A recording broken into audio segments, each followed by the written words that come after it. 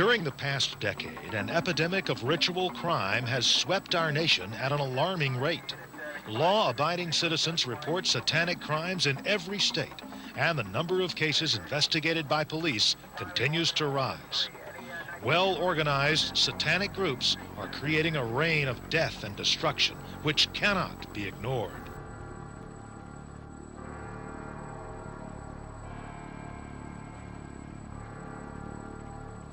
Tall and wide as a man. He stood staring at the hole in the wall. Bigger than yesterday, or he was smaller. His home of 20 years was an empty shell, purged of its insides, walls shorn of decoration. Nothing left but a creature of vaguely human shape, a mattress, a putty knife, and some spackle. All holes were patched save this one, and it was definitely bigger than the others had been. The faint outline of whatever had hung there was visible, framing the dark opening left over from whatever stabilizing force held it in place. What hung there? The wedding? The group trip? Why couldn't he remember? He guessed when you passed something enough times you stopped seeing it. It just became a part of the everyday universe. That's what they said anyway. Content to be discontent, he slapped a quick coat of putty on the hole, then went to lie down for a last cold, troubled night in this empty place. He struggled up from sleep well after the sun and got shakily to his feet. He didn't notice anything strange in his everyday universe until it dawned on him that the hole wasn't a hole when he tucked into bed. But there it was, bigger than yesterday and widening towards the bottom. His patch must have fallen in, and these walls were old. Old enough to where they probably weren't fit for habitation in a fair world. Indeed, a trickle of moisture, black and muddy, pooled and dripped from the lip of the hole. Whatever was behind there, he didn't want to know. He should be gone by now, but this one annoying thing held him back. He wiped the trickle with the hem of his also-dirty shirt and blew a few times in the direction of the hole, hoping to dry it just enough to patch it over and forget about it forever.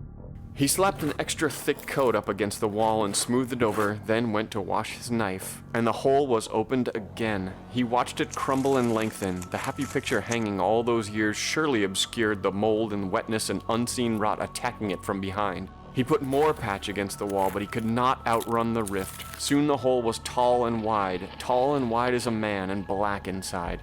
No slats, no framework bolstering the building, only unknowable dark. The tools at his disposal were no longer enough to even pretend to fix the hole, which pulled and sucked and grabbed at the back of his brainstem, confusion turning to fury that only made the hole bigger when he tore at the sides and kicked at the bottom. He wrung himself out, and fury turned to despair, and at last to apathy. He placed a hand into the center of the hole, which vanished in the perfect black, then the other, which followed suit. He put a foot in, and the other, and was there enveloped, overtaken by the dark. Then the wall was clean and neat, and new tenants placed a happy photo upon it along with many others. But inside the wall waited darkness, if ever it should be accidentally called.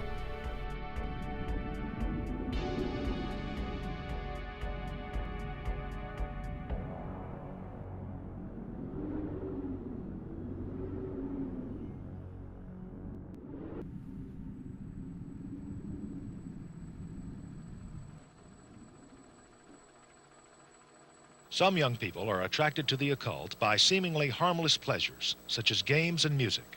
They start by participating in fantasy role-playing games, like Dungeons and Dragons. Others are drawn into Satanism by heavy metal rock music. Their songs promote the demonic themes of death, doom, violence, and the rejection of morality and religion.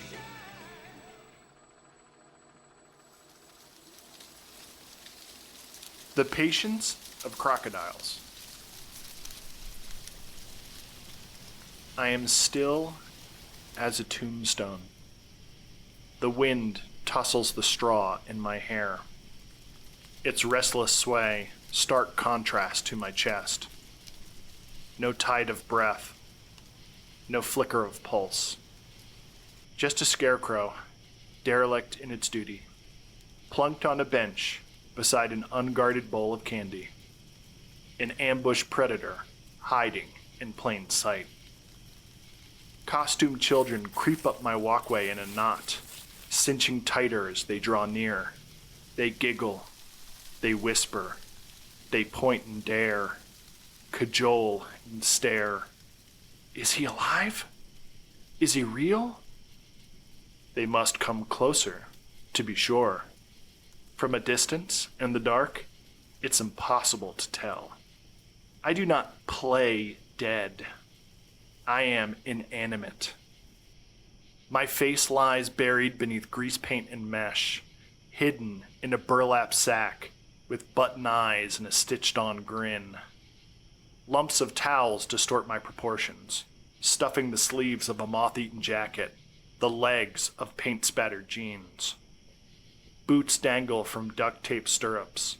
Straw sprouts from the cuffs of my leather gloves. The telltale angles of PVC strain the fabric of my shoulders. A little girl is pushed to the front, an unwilling sacrifice. She wavers as she tiptoes, weight sinking back on her heels. An inch further. Another. I steal a breath. Hold it tight. Coiled springs ping. Trapped jaws aching to snap. Her large eyes watch from her glittery mask. Her arm stretches, thin pink fingers seeking the bowl of candy at my side. She freezes. Nostrils flare. I wait. Her hand glides, delicate despite its trembles, as if borne aloft by her costume's gossamer wings. She retreats with her prize, never prying her eyes off me. Another kid steps forward. The second child in every group is frequently inflated with bravado, which they did not earn. False confidence is my trigger. It will always make me lunge forward, scattering shrieking children, stabbing their little hearts with fear, adrenaline, and Halloween magic. That is the true treat behind my trick. An experience that bonds friends together. A thrill that infuses every decoration they encounter. A memory to savor, which will only grow sweeter with time.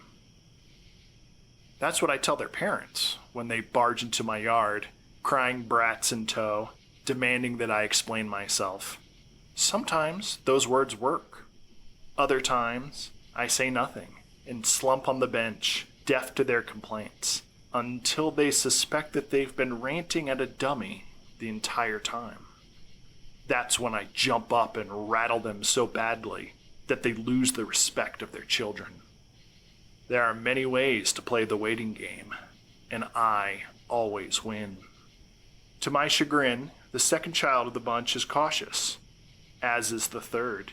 Each meekly withdraws a single piece of candy. They don't even turn their backs to me until they reach the street. A single child remains, a skinny figure in a rabbit mask. This one hasn't taken any candy.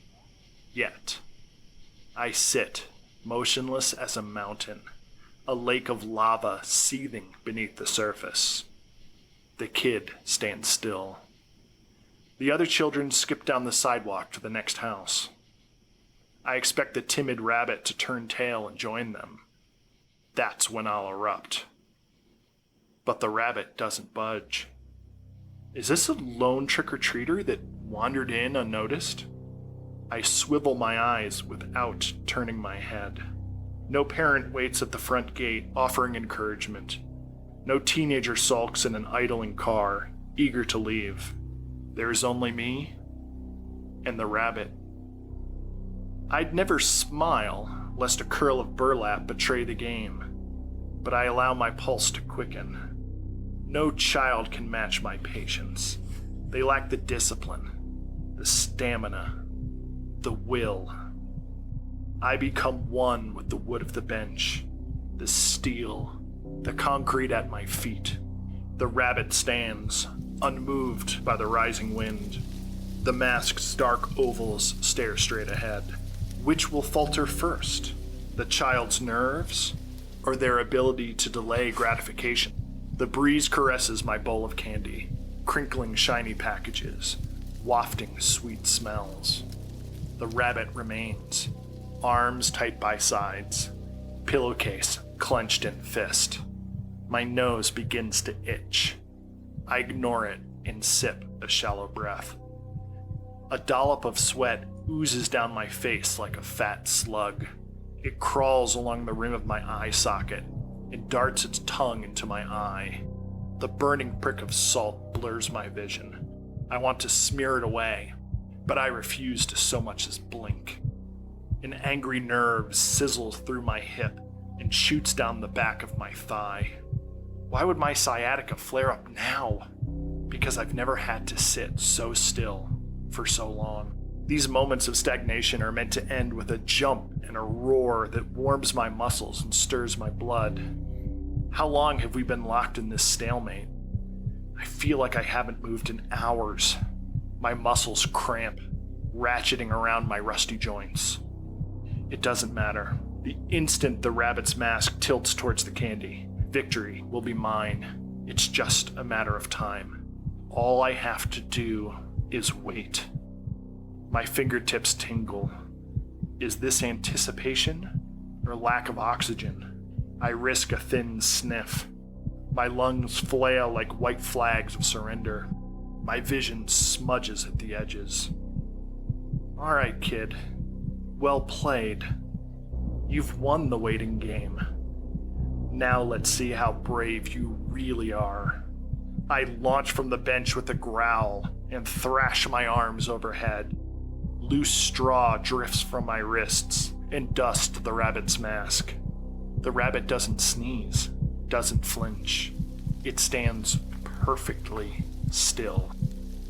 I grab the little bastard by the shoulders and shake. Its head peels off and bounces on the grass. A rabbit mask glued to a ball of paper mache. The child's torso is hollow, chicken wire packed with crumpled newspapers. I stumble back and plop down on the bench. A hand clamps on my shoulder. My brain stutters with questions. Who? Where? How long? A razor slides across my jugular, vocal cords, windpipe, and carotid. My questions sputter out, with everything else, in a wet gurgle. The hand withdraws. Lumps of towels soak up blood. PVC pipes keep sagging shoulders upright. Buttons sewn on burlap hide blind, bulging eyes. Just a scarecrow, derelict in its duty. Plunked on a bench besides an unguarded bowl of candy. Costumed children scamper across my lawn. They giggle. They whisper, "Is he alive? Is he real?" From a distance, in the dark, it's impossible to tell. I do not play dead.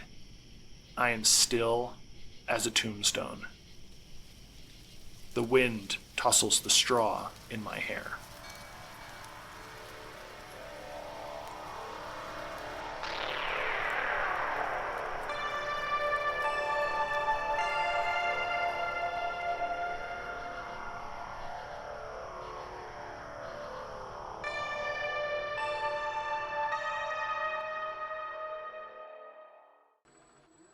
It is at this second level where warning signs of satanic behavior may be apparent, such as a sudden, bitterly antagonistic attitude towards family and religion, a drastic decline in academic performance, a reclusive behavior pattern, and listening exclusively to heavy metal rock music, almost to the point of addiction. Experts advise you contact your local law enforcement agency at once.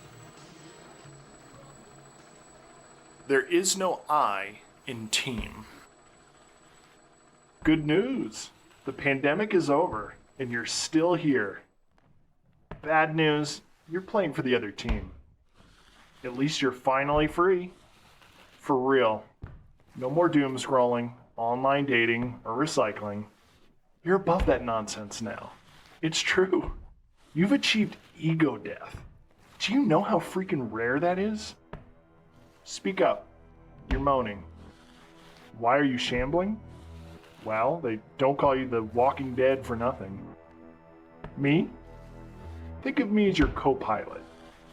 I'll be your guide to this exciting new chapter of your life. I guess you don't remember going back to the office, being face to face with the other free thinkers who didn't buy into all that vaccine hype, and now you're your own boss. So let's get after it. Yeah, her. Get after her. Look at her scamper on those plump widow legs. Let's go! Chase the dream. Don't let that locked door stop you. Change your mindset into a grind set. Fingernails ripped off, jagged glass gouging your armpit. Nobody cares. Work harder. Get comfortable being uncomfortable.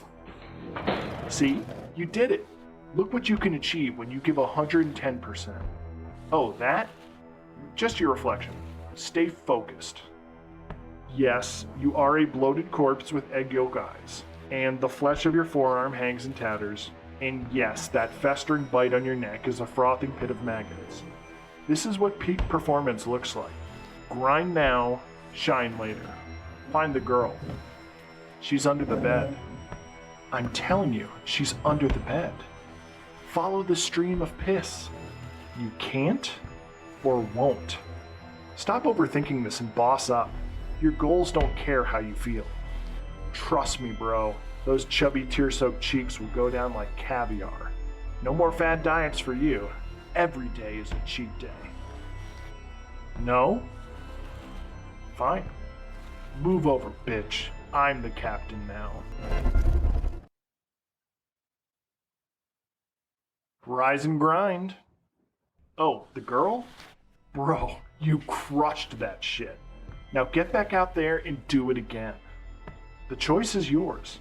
You can hustle 24/7 or be a slave 9 to 5.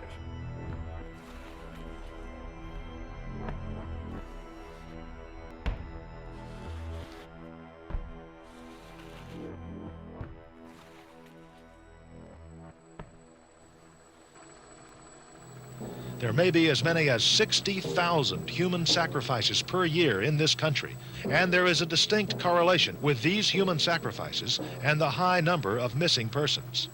This is because some satanic groups dispose of their victim by dismembering the body and cremating the remains, eliminating any possibilities for identification.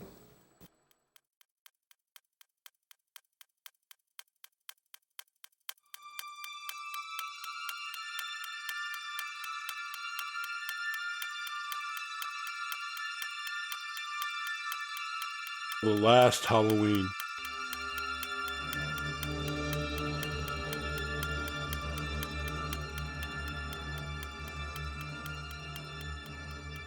"1982 was the last time there was a Halloween. I still remember it. My costume. I was 11, so getting kind of old for trick-or-treating. It was going to be the last year I'd be allowed to anyway. According to Dad, it was for kids under 10, but he'd look the other way since I was taking Sis with me. I really owe my life to my costume. They ran that commercial non-stop. I still remember the melody, a daily countdown. Every kid wanted one of those masks. Not me. I was going as Han Solo, my favorite character from my favorite movie. There were some old rain boots at my grandmother's house that were perfect. I had a black vest, white shirt, blue pants. Dad had an old holster, and he cut it so my Han Solo blaster would fit in it, and then rigged an old belt of his. It hung low on my hip. Man, I was so excited. Sis was some kind of Cinderella. She didn't want one of the masks either. The 3 designs, a witch, a pumpkin head, and a skull head. She didn't like the skull. The pumpkin didn't match Cinderella, and Ma forbade anything witchy. Prescient. "God damn this commercial," Dad roared one evening. We were watching the Steelers, I remember. I was given the signal to turn it, and the commercial was on every channel. We laughed when he issued an edict to Ma. "If any kid comes trick-or-treating with one of those masks, don't give him the good candy. Tootsie Rolls and candy corn," he said. My devious mind knew that we would be the beneficiaries. That night was exciting, but I was a little nervous. I was entrusted with my 6-year-old sister for the first time by ourselves. The streets were full of kids. I was joined by Dre and Ricky, his brother. They had the masks. Dre was a pumpkin, Ricky was a skull. Johnny came too. He told us to be on alert. His older brother Tony and his semi-thug friends were going to be out bag snatching. Tony wasn't the kind to not snatch his own brother's bag. He told us Tony and the gang were dressed as skeletons, those skull masks with the skeleton glow-in-the-dark costume. Johnny was a skull with a top hat and a suit. Weird Craig from down the block rounded out the team. He was way into scary movies. I thought he'd have a mask, but he was that character from Friday the 13th. Jason? I think Friday the 13th is Jason. Weird Craig had a pillowcase with a hole cut out for one eye and a fake machete. There was excitement in the air. Groups of kids would convene as we passed each other on the street. What do you think the giveaway is? Weird Craig said it was $10,000. Johnny said it was a car. Why would anybody give a car to a kid, argued Dre. We agreed that whatever it was, it must be nice. Those masks were everywhere. Every other kid had one. My dad said they must have made $10 million off those masks. Look how many there are, and they've been showing that commercial nonstop, Johnny said. $10 million, at least. There were neighborhoods like ours all over the country. The haul that year was more than ever before, it seemed. Sis made out like a bandit. Her little costume was adorable. We hit every house with a light on. Bags were heavy with treats. Sis relented on the walk back and let me carry her bag. It was so heavy. We never saw Tony and his friends. They must have been operating a few blocks over. Or maybe some parents got him and busted him. Whatever. I remember having my father's approval. I had gone out, watched my sister, avoided bandits, and gotten back on time. It was like I passed a manhood test of some kind. He knew I could be trusted. Knowing that was more than all the candy and all the pillowcases in Inglewood. Ma emptied the candy that wasn't given away evenly into our bags and then immediately confiscated them. We both squawked and each got several pieces out for the time being. We all watched the big giveaway. We watched TV in the dark. It set the mood. At 9 sharp, the giveaway started. It was just the same tune with a flashing pumpkin. After what seemed like 5 minutes, it was only 30 seconds, we heard screams come from next door. Halloween, just people scaring each other. Maybe Tony and his boys caught some stragglers. The commercial ran for 90 seconds, just a flashing pumpkin, the back and forth sounding organ. I looked at Sis and she looked at me. We shrugged. Ma took her to bed. This is some old bullshit, Dad said. We exchanged confused looks. I wonder what the giveaway was, I said. Looks like we just gave away 3 weeks of our lives with that goddamn commercial. At least that's over. Don't have to hear that shit no more, he said. The movie started back up. Halloween. Who was the killer in that? Michael? I think he was Halloween. All I remember was the actor from Fantastic Voyage was in it. I liked science fiction, not scary movies. I was told that I was a good boy, then sent off to bed. Up to that point, it was the best day of my life. From my room, I could hear a lot of ruckus outside. There were lights and wails coming from all over. Fire department, police department. I went to the window. What's going on? I asked myself. The phone was ringing off the hook. I could hear my parents alternately talking on the phone in hurried voices, the kind of voices that when adults used it, there was something wrong. I saw them roll a stretcher out of the neighbor's house. Freddie Barron, he was younger. His mother was wailing on the lawn and passed out. Freddie's father caught her. The police tried to talk to them, but they were inconsolable. Then the house 2 doors down, the same thing. A stretcher, a screaming adult. I started getting scared. I saw Ma's reflection in the window. She said, "Come here," and I did. She grabbed me in a big hug. She was crying. I had never seen her cry like that before or since. Dad came in holding Sis. We all went back downstairs and sat in the den, my mother weeping. I finally got the nerve to ask, what happened? My father looked bewildered. I was scared. He was never bewildered. He was mad plenty. Pissed off. He yelled at the Raiders and the Lakers regularly. I was 20 years old before I learned that President Reagan's name wasn't that goddamn, but he never looked like he had no idea what was going on. 15 million people died that night. When they told me that Johnny and Dre were dead, and Dre's brother Ricky, even Tony, I was in an actual state of shock. They thought they were going to have to take me to the hospital. Dad said it's okay to cry. All my friends were dead. We went back to school the following week. Several teachers were dead, bitten by snakes. My class was just me and Weird Craig, a couple of other kids, and the 2 kids that were Jehovah's Witnesses. The principal was in the hospital in critical condition. She died a week later. After that, I remember the news was all about it. For years after, it was like nothing else had happened. The first day, the CIA came on TV and said it wasn't the Russians. It was the masks and the commercial. Some kind of witchcraft or voodoo. High-tech witchcraft. The commercial played a signal or cast a spell or something that triggered the mask. We heard all kinds of stories. Kids turned into bugs and snakes. People turned inside out or just caught on fire. We never knew what was true. All I knew is that all my friends were dead. Some guy up north tried to stop it. He managed to get the local station not to play the commercial. Still, a bunch of people died. There were 3 channels back then. The factory that made the masks burned down and the man that owned the company disappeared.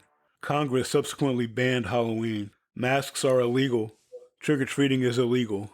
Anything resembling a witch is illegal. One county in Oklahoma even banned black fingernail polish. They stopped making scary movies after that. Federal law bans any depiction of witchcraft, voodoo, or ritualistic murder. No ghosts or anything satanic. They stopped airing them on TV. They had to edit Star Wars even because some church lady somewhere said the Jedi practiced witchcraft.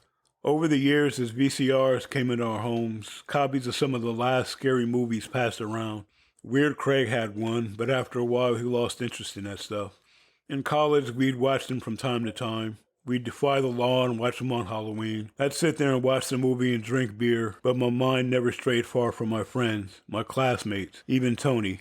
15 million people, all at the same time.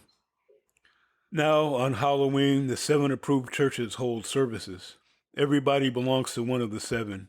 If not, you get arrested. But most people are only nominal members. They go on Mother's Day, Halloween, and Easter. They just join to get on the register and stay out of jail. I remember Halloween being called spooky season. It was the beginning of the season of fun. It ushered in the holidays. Now it's just a season of sadness and loss. Truly, it is a Day of the Dead. It was a season of candy and costumes and parties and school parades. Now it's known as the season of the witch. That's the story of the last time there was a Halloween.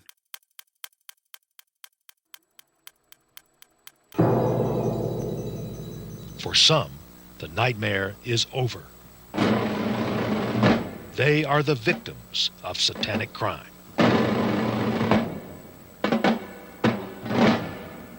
Overcoming this evil begins with every family.